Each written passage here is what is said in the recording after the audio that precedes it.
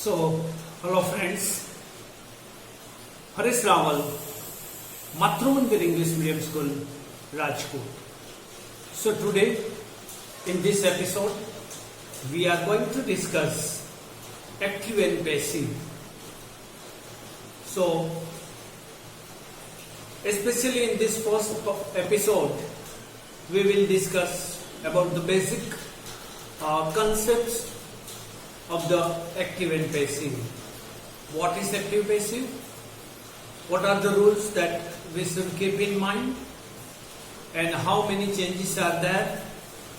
And the main steps to convert the active voice into passive voice. अच्छा, तो active passive वैसे आपको competitive exam तक आपके साथ ही रहने वाला है। एक क्वेश्चन जब आप 9th कक्षा में भी आपके साथ रहता है, वो क्वेश्चन आता है 3 मार्क्स 4 मार्क्स का, आपको इनके आंसर्स लिखने पड़ते हैं। वैसे एक्टिव एंड पैसिव बहुत ही इजी है।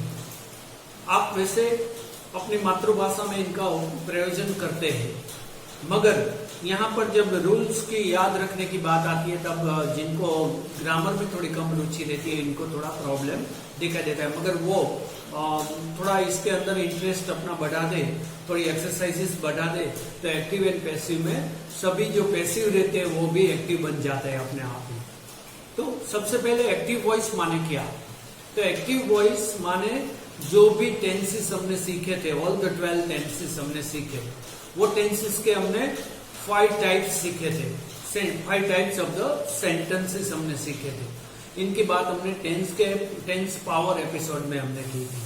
फिर डायरेक्ट एंड इनडायरेक्ट में भी इसकी बात की थी। तो जो भी सेंटेंसेस एक्टिव वॉइस का है वो टेंस का जो है टेंस 12 टेंसेस है, माने present, past and future tense, और इन सभी के 4 सब टेंसेस रहते हैं। 4 सब टेंसेस आर देयर, तो 12 टेंसेस हो गए।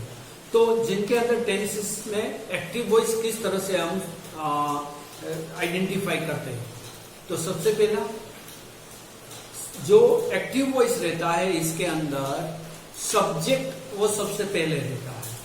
सब्जेक्ट ड्राइविंग सीट के ऊपर रहता है, डूअर वहां पर रहता है, वो एक्शन करता है। एक्टिव माने कौन एक्टिव?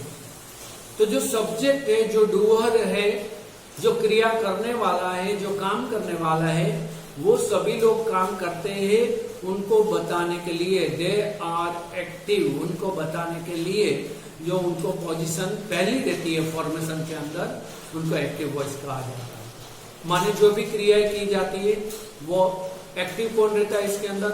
सब्जेक्ट रहता है। सब्जेक्ट माने कौन? हमने पार्ट्स ऑफ स्पीच के अंदर अच्छी तरह से समझ लिया है।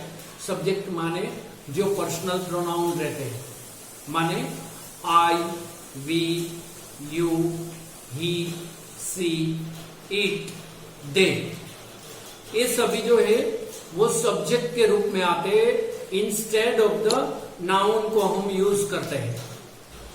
अच्छा, और दूसरे एंगल से भी समझने का प्रयास करें। माने जिनका भी नाम है, लड़की का नाम है, लड़का का नाम है, या तो कोई भी ऑब्जेक्ट का नाम है, जो कुछ दिया गया है वो नाउन सभी का आता है। वो जहां पर बिगिनिंग में रहता है, सब्जेक्ट के रूप में रहता है, वो काम करने वाला ऐसा दिखाई देता है, तब इनको एक्टिव वॉइस हम कहते हैं।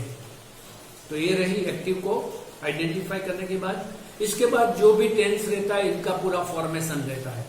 माने सिंपल प्रेजेंट टेंस रहता है, तो एक्टिव वॉइस में सिंपल प्रेजेंट टेंस का जो हमने फॉर्मेशन लिया था कि पहले सब्जेक्ट आता है, इसके बाद वर्ब आता है, इसके बाद यदि third person singular he, she, it, Ravi, Raveena, Kavi, Kavita आता है तो एस और ईएस आता है।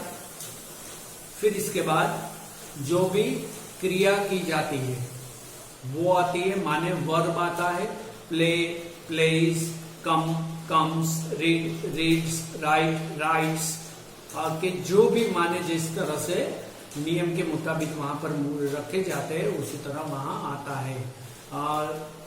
और जो कंटिन्यूअस प्रोग्रेसिव टेंस रहता है तो राइटिंग वगैरह रहते हैं, और परफेक्ट टेंस रहता है तो वर्ब पास्ट परफेक्ट टेंस का V3 रहता है, माने प्ले, प्लेड, प्लेड, माने प्लेड, थर्ड प्लेड है वो यहाँ पर आता है। राइट, रॉट, रिटन यहाँ पर आता है, स्पीक, स्पोकन यहाँ पर आता है।